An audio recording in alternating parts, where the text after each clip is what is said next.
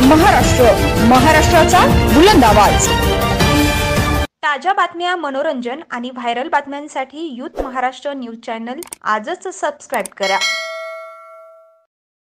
राष्ट्रीय कॅन्सर सर्व्हायव्हर्स महिन्याचे औचित्य साधून एक महत्त्वपूर्ण पाऊल उचलत अपोलो कॅन्सर सेंटरने कॅन विन सुरू करण्याची घोषणा दिनांक 25 जून रोजी केली। एक कर्करोग समर्थन ग्रुप जो कर्करोगावर मात करण्याच्या प्रवासात असलेल्या सर्वांना एकत्र जोडतो। सामाजिक शक्ती जीवन बदलू शकते या विश्वासावर आधारित कॅन विन समूह कोणत्याही एका ब्रँडपुरता मर्यादित नाही। या मंचावर ॲक्लॉलॉजिस्ट, सायकोॲक्लॉलॉजिस्ट, रुग्ण, कर्करोगातून वाचलेल्या व्यक्ती, रुग्णांची काळजी घेणाऱ्या व्यक्ती आणि स्वयंसेवकांना एकत्र आणले जाते। सहानुभूती, समर्थन आणि सामायिक भावनेतून काम करणारा एक दयाळू समुदाय तयार करणे हे त्यांचे उद्दिष्ट आहे।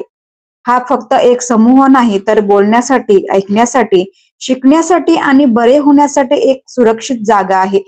आजारांचे नुकतेच निदान झाले असेल, उपचार घेत असाल किंवा दुसऱ्या कोणाची काळजी घेत असाल किंवा कर्करोगानंतरचे आयुष्य जगत असाल, तर कॅन विन तुम्हाला सांगू इच्छिते की तुम्ही एकटे नाही आहात। कॅन विन हे 2 प्रभावी संकल्पनेचे प्रतिनिधित्व करते। कर्करोगात एक कॅन आहे जे ताकद आणि शक्यतेची आठवण करून देते। विन हे फक्त ध्येय नाही, तर एक मानसिकता आहे। धैर्य, निर्भीडपणा आणि दूरदृष्टीने पुढे जाण्याचा निर्णय आहे। या उपक्रमाची सुरुवात एका सत्राने झाली, ज्यामध्ये कर्करोगातून वाचलेल्यांनी त्यांच्या भावनिक कहाण्या सांगितल्या। प्रत्येक कहाणी वैयक्तिक धैर्य, ताकद आणि विजयाने भरलेली होती। या वास्तविक जीवनातील कथा त्यांच्या मार्गावर चालणाऱ्या इतरांसाठी आशेचा किरण बनत आहेत।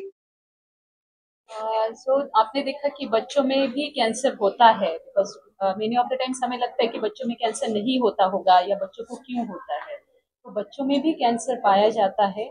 उसका कोई खास कारण नहीं है कि ये क्यों कैंसर होता है। प्लस कुछ जेनेटिक फैक्टर्स भी इसमें प्ले करते हैं, इसके कारण ये कैंसर हो सकता है। बट अर्ली डिटेक्शन और प्रॉपर ट्रीटमेंट के कारण ये लॉन्ग टर्म उनका सर्वाइवल अच्छा रहता है। और बच्चों के जो कैंसर्स रहते हैं जनरली वो क्यूरेबल कैंसर्स रहते हैं, बट उनको प्रॉपर तरीके से ट्रीटमेंट मिलना चाहिए, ये तभी प्रॉपरली क्योर हो सकते हैं। तो बच्चे दिखने में जरूर कमजोर दिखते होंगे, बट बच्चों का जो हीलिंग पावर होता है वो एक अडल्ट से बहुत ज्यादा होता है। तो जब भी हम कीमोथेरेपी या रेडिएशन देते हैं, बच्चे का टॉलरेंस भी अच्छा रहता है। प्लस जब हम एडवांस टेक्निक्स यूज करते हैं सो दैट कि बाकी जगह साइड इफेक्ट्स ना हो, जैसे कि बच्चों के केसेस में कुछ रेडिएशन जब देते हैं तरीके अलग हमें अपनाने पड़ते हैं, कुछ टेक्निक्स अलग अपनानी पड़ती है सो दैट उसके लॉन्ग टर्म जो साइड इफेक्ट्स है वो कम से कम रहे। ये जो बच्चों में हीलिंग पावर के कारण ये टॉलरेट भी कर रहे हैं, उससे रिकवरी भी। और वो बच्चा कमजोर नहीं है। एक्चुअली हमारे बच्चे कैसे होंगे, कैसा वजन होगा, कैसा लंबाई होगा, मम्मी पापा कैसे होते हैं, उसके अकॉर्डिंगली डिसाइडेड होता है। तो वो बच्चा शुरुआत से ऐसा था। इससे क्या होता है कि बच्चों में कैंसर मतलब इतना कॉमन डायग्नोसिस नहीं होता है ना। सबसे पहले अगर हम देखेंगे तो हमारे इंडिया में सबसे कॉमन जो प्रॉब्लम्स होती है इन्फेक्शंस होती है। तो कोई भी जैसे गांठ है कहीं पे भी है ना, स्वेलिंग है, तो उसमें सबसे पहले हम बहुत सारे कारण ढूंढते हैं और सबसे कॉमनेस्ट रीजन ढूंढते हैं सबसे पहले। तो ट्यूबरकुलोसिस या कोई इन्फेक्शन सबसे पहला आता है डायग्नोसिस में। यदि वो नहीं दिखता और या बच्चा दवाइयों से रिस्पॉन्स नहीं करता, इन्फेक्शन की दवाइयों से रिस्पॉन्स नहीं करता, तब उसका बायोप्सी करते हैं और फर्दर इन्वेस्टिगेशन से फिर पता चलता है कि कैंसर है। Cancer is not a like in even in children, it is not a common diagnosis. अगर हम बात करें तो जो इंसिडेंस होगी बच्चों में कैंसर की केवल पूरे कैंसर में 4 to 5% होता है। 100 कैंसर में केवल 4 या 5 बच्चों में ही कैंसर होगा। तो सबसे कॉमन जो कारण होते हैं, जैसे किसी को अनएक्सप्लेन्ड फीवर है, किसी को गांठ है, किसी को वेट लॉस हो रहा है, किसी को ब्लीडिंग हो रही है, तो सबसे पहले हम कॉमन रीजंस रूल आउट करते हैं। अगर वो नहीं होते तभी हम एक कैंसर का डिफरेंशियल डायग्नोसिस मनोबल जो है, मानसिक स्वास्थ्य, वो बहुत ज़रूरी है। चाहे बच्चे में कैंसर डायग्नोस हो या बड़ों में। और पेरेंट्स का मनोबल बढ़ाने के लिए जो पूरी मल्टी डिसिप्लिनरी टीम है, अगर बच्चों में कैंसर डायग्नोस होता है तो ऑब्वियसली कुछ चीज़ें हैं जो उनको फॉलो करना पड़ता है because of the treatment precautions.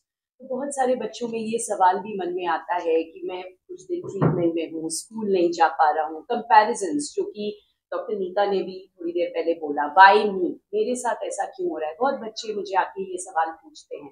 तो यहाँ पे पेरेंट्स का, फैमिली का और बच्चों का मनोबल बढ़ाने के लिए काउंसलिंग, मेंटल इमोशनल सपोर्ट बहुत जरूरी है। पेरेंट्स का तो है ही, और पेरेंट्स के साथ साथ बच्चों का भी। पेरेंट्स को भी सिखाया जाता है कैसे वो इमोशनली अवेलेबल रहेंगे बच्चों के साथ उस समय, ताकि उनका जो मानसिक स्वास्थ्य है, सेल्फ कॉन्फिडेंस है, वो कम ना हो जाए। क्योंकि माइंड के साथ बॉडी का एक बहुत बड़ा संबंध है, शरीर और मन का। आप जितना मन से पॉजिटिव रहोगे, कॉन्फिडेंट रहोगे, उसका एक पॉजिटिव छाप आपके ट्रीटमेंट में भी पड़ेगा। तो बच्चे और फैमिली मेंबर्स, इनका जरूरत पड़ी तो बहुत इंपॉर्टेंट है साइकोलॉजिकल थेरेपीज और काउंसलिंग में आना। यूथ महाराष्ट्र, महाराष्ट्राचा बुलंद आवाज.